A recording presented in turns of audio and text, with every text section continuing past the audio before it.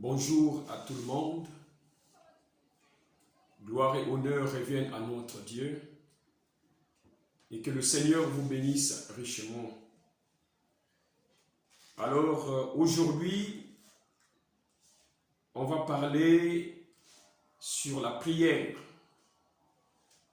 Et non pas directement sur la prière, mais nous allons parler sur un détail très important qui est lié à nos prières.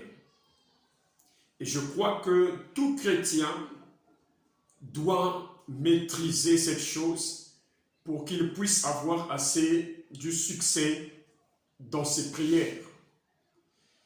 Donc, je vais donc vous demander d'être attentif et de recevoir cette portion de vérité. Je crois que ça va vous aider. Donc, ce serait donc un tout petit thème que je vais donc intituler Ne priez pas avant cet élément. Ne priez pas avant ce détail. Donc, toi et moi, nous allons partir à la découverte de ce détail très important.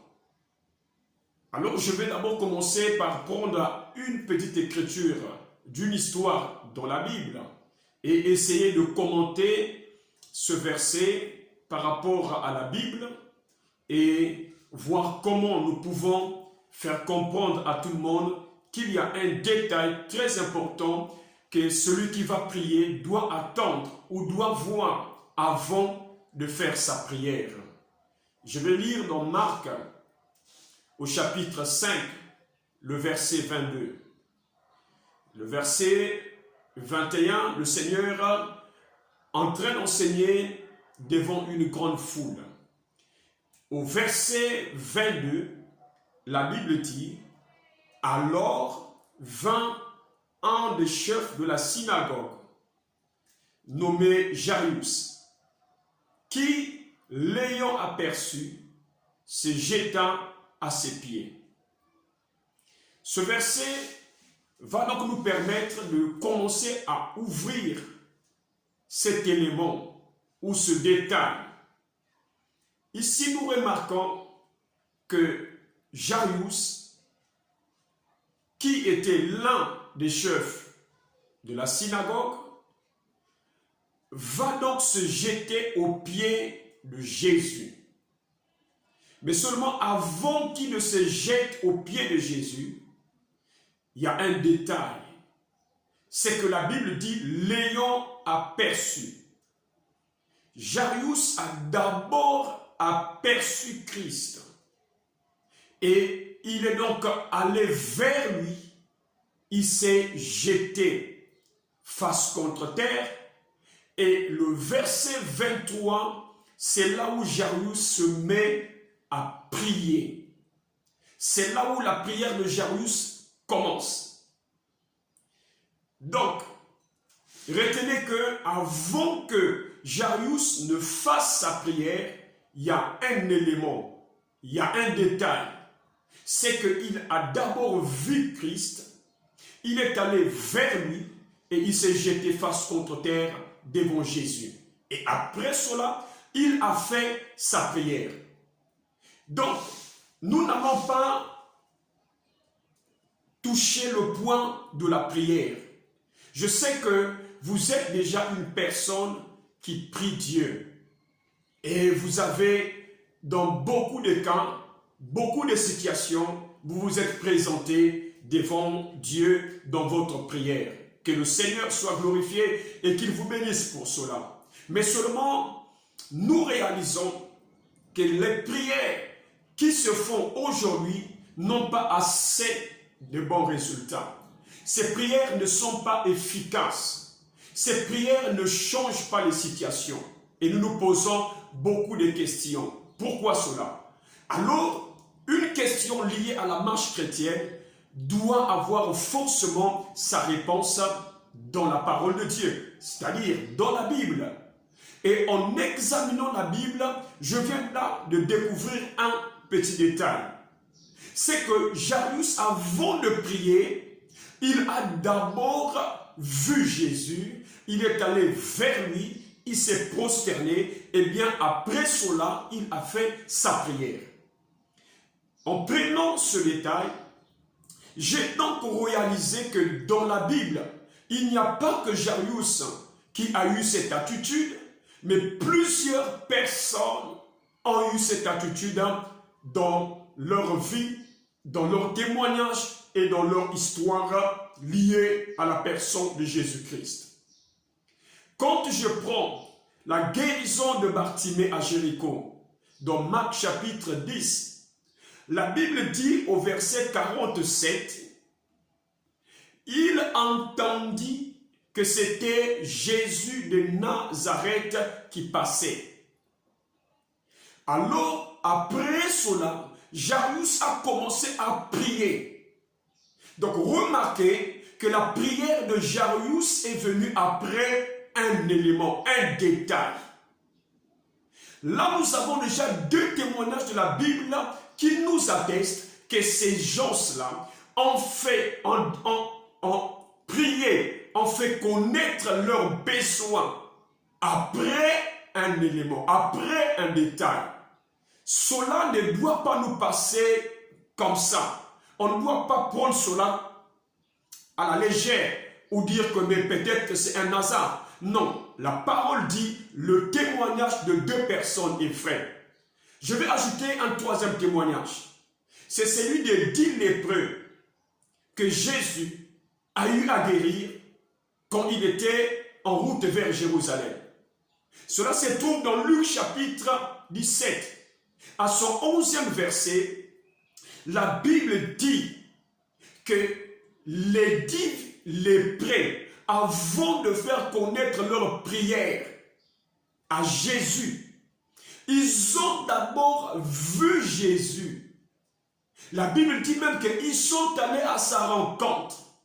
Et c'est bien après qu'ils ont fait connaître à Jésus le désir de leur cœur, c'est-à-dire leur guérison. Nous avons ici déjà 3 témoignages qui montrent que leur prière était venue après un élément, après un détail. Si je prends le centenier romain dans Matthieu chapitre 8 à partir du verset 5, cet homme n'a jamais fait sa prière sans rencontrer Jésus.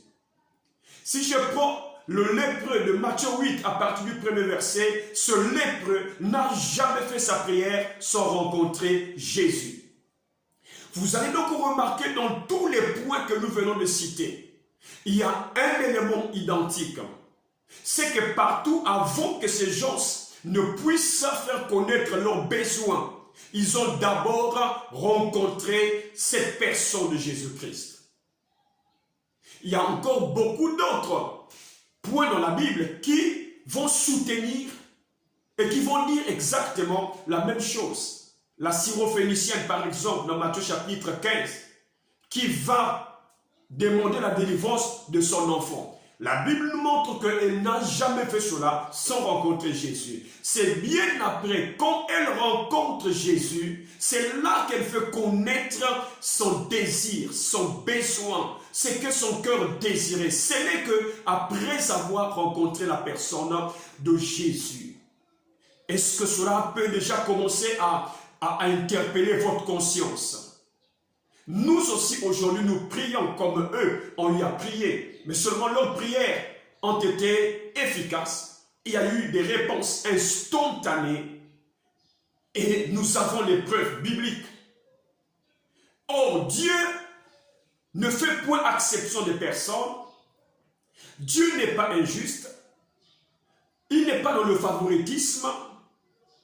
Ce n'est pas que, bon, ceux d'autrefois, Dieu les a traités de cette manière, et aujourd'hui, Dieu va nous traiter d'une autre manière. Ce n'est pas la manière de faire de Dieu. Ce n'est pas comme ça que Dieu travaille. Tel qu'il était avec eux, c'est ainsi qu'il est avec nous.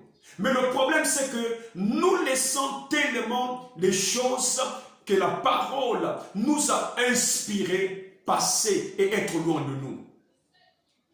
Nous prions sans vérifier ce détail. Nous faisons connaître nos désirs sans vérifier ce détail. Alors, je voudrais donc vous dire, ne priez pas sans vérifier ce détail. Pour eux, avant de faire leur prière, ils croisaient d'abord la personne de Jésus. Ils voyaient d'abord la personne de Jésus. Bartimée n'a jamais crié avant qu'il soit conscient que Jésus était en train de passer.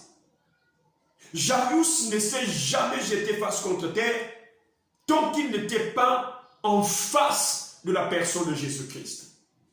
Ils ont eu la grâce de marcher avec Christ dans un corps de chair et de sang. Mais nous avons eu la même grâce avec eux, avec un Jésus qui n'est pas dans un point fixe, mais qui est partout au même moment.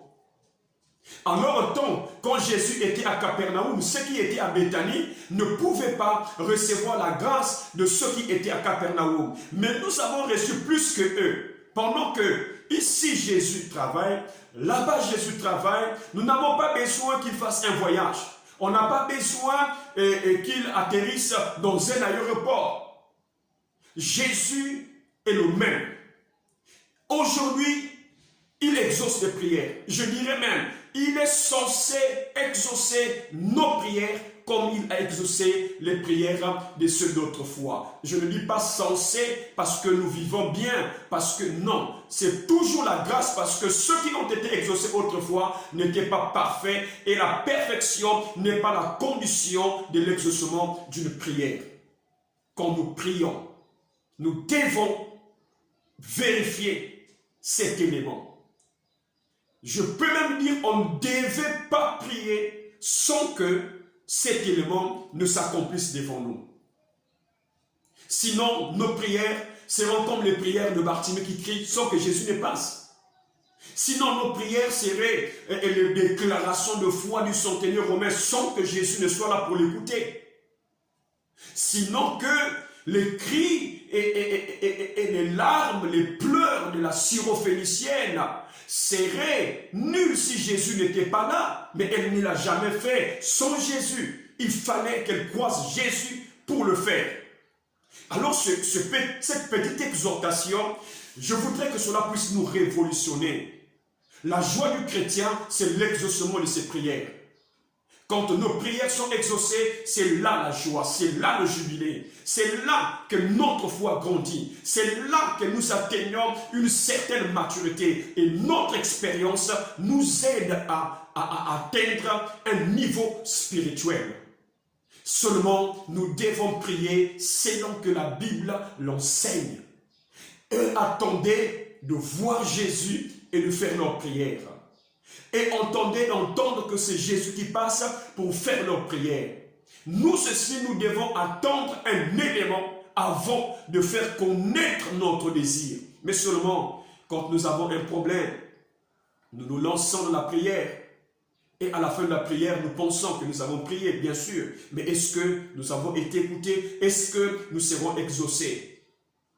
La Bible a été écrite pour enseigner le peuple de Dieu, les fils de Dieu, pour que eux, à leur tour, puissent connaître ce qu'il faut faire comme ceux qui étaient au temps de la Bible.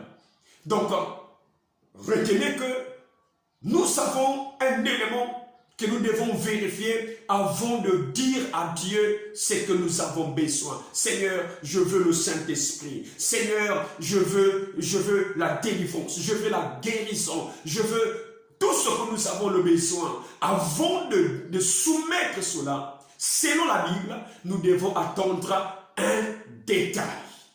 C'est très important et cela est scripturel. Si nous agissons autrement, je ne vois pas comment nos prières seront efficaces. Alors, je demanderai donc que Dieu puisse vous éclairer. Et je vous dirai, quand vous entrez dans la prière, ne commencez pas aussitôt à faire connaître votre désir, ce qui vous a mené dans cette prière. Commencez d'abord par chercher cet élément-là que eux cherchaient avant de prier, avant de se jeter face contre terre. Cherchons d'abord cet élément. Comment nous allons faire pour avoir cet élément?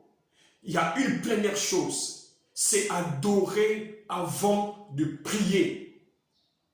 L'adoration avant de prier peut vous apporter cet élément. Cet élément qui n'est autre que Christ, invisible, oui, en esprit, oui, mais présent devant vous, comme il était présent devant Bartimée, Jairus, le centenier romain, les 10 lépreux, la syrophénicienne. Vous n'allez pas le voir comme eux l'avaient vu, mais nous avons la même grâce que eux. Jésus invisible en esprit, présent devant vous. Alors, nous devons commencer par l'adoration. Une adoration qui attire le surnaturel. Une adoration qui satisfait l'Esprit de Dieu, qui le pousse à descendre là où on est en train de l'adorer. Vous devez faire un bon choix d'une bonne adoration qui satisfait le cœur de Dieu, qui met l'esprit en mouvement. Il y a des adorations. Mais je ne vous demande pas de choisir une adoration qui vous plaît. Je vous demande de choisir une adoration qui plaît au Seigneur. Parce qu'il y a des adorations qui n'attirent pas l'Esprit de Dieu.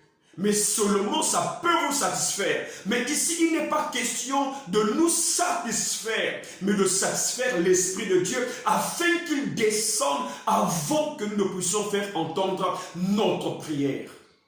La deuxième chose que je pourrais vous demander de faire avant d'entrer dans votre prière, c'est de commencer votre prière par des vénérations. La vénération, élevez Dieu par les paroles. Mettez-le au-dessus de tout le monde. Mettez-le au-dessus de tous les biens de la nature.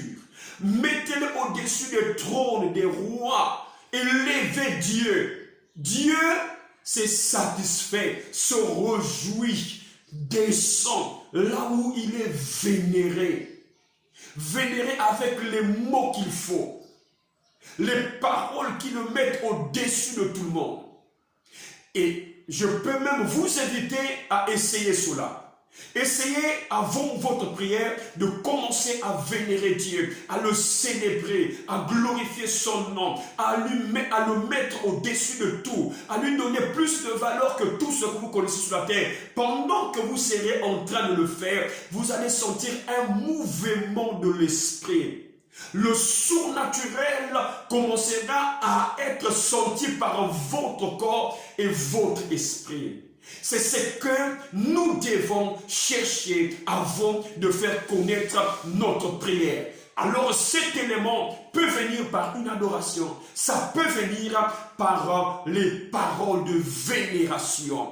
Alors c'est une exhortation que je tenais à vous dire. Le reste, que Dieu mette cela en vous. Ma prière est que vous ayez beaucoup de succès dans votre vie de prière. Que Dieu vous bénisse richement. Shalom.